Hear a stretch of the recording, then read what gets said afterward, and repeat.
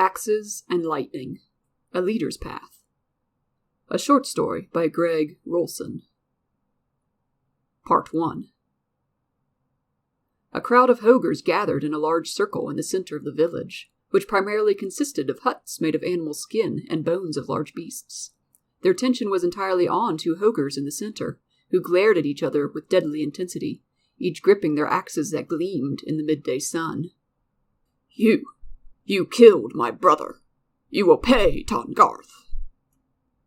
Your brother killed my father, and you can join him in hell, Garton. Your father shouldn't have stolen from my brother's farm. Your brother should have paid my father. Your entire family are scoundrels with no honor. That's enough. Garton's green face flushed red. Now you die. Garton and Tahngarth charged each other at that instant. Their axes each met with a reverberating clang that could be heard throughout the entire valley. Then another one. Then a third time, this one with slightly less intensity, as it became equally entrenched in the deadly melee. You're weak. Pathetic, Garton growled. That's not what your mom said, Tahngarth retorted.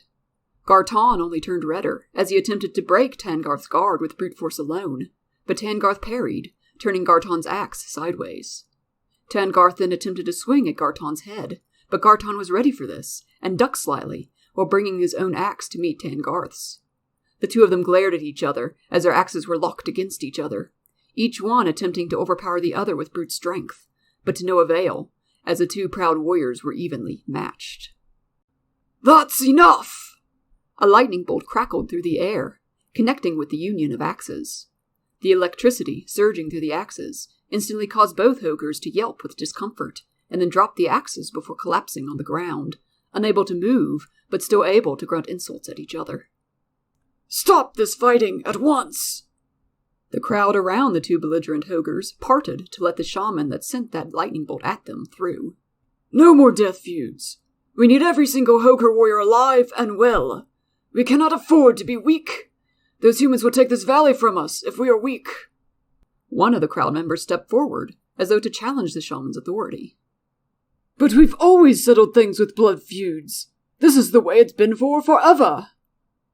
I know that, the shaman roared back. But we need to hold this valley. The humans are coming, and there are too many of them. We need to negotiate peace with them. We need them to see that we are more than just beasts. The shaman paused. This is why, from this day forward, you will not carry axes when there's no enemy present. Blood duels are banned. You're mad, Grimtar, the disobedient Hoger replied. We're Hogers. Who cares what the humans think of us? They'll hate us anyway. You question my wisdom? Grimtar responded. I have foreseen what will happen. The humans are a threat. They outnumber us. They will win. Yet, if we remain patient and make peace with the humans, I will not abandon my ways for the humans. Me either. My ox stays with me at all times.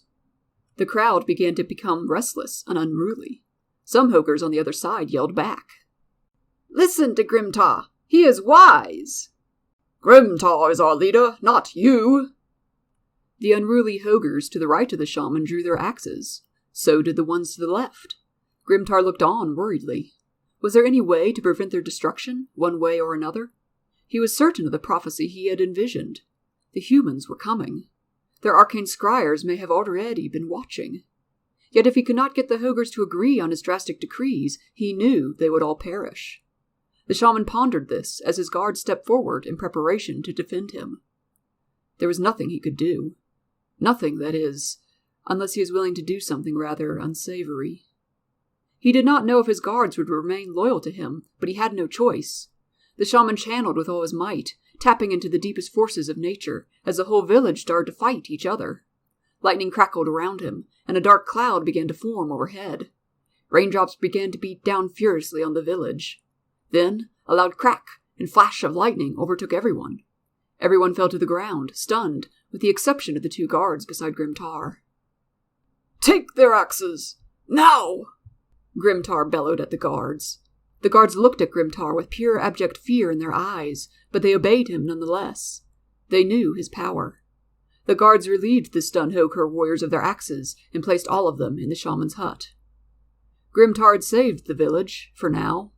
Yet, at what cost?